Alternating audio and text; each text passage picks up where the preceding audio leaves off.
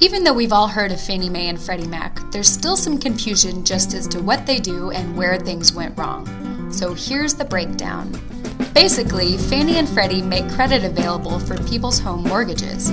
They do this by buying mortgages from banks and then repackaging them to sell them to people who want to buy homes. Fannie and Freddie guarantee these loans for a fee, which is how they make their money.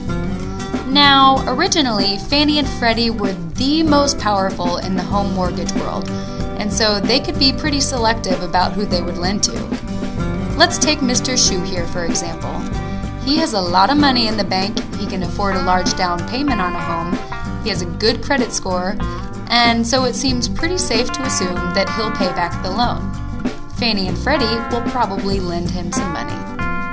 But what about all those regular Joes out there who don't have a great credit score, who don't have a lot of money for a large down payment, and who aren't exactly considered safe? Well, around 2003, Wall Street started buying up these riskier loans. With that, more and more regular Joes were being put into expensive homes that they couldn't really afford, and to keep up with the competition, housing prices just kept going up. And with all of the competition, Fannie and Freddie were starting to lose their position as number one. So what did they do? They started buying the riskier loans too. Their timing could not have been worse.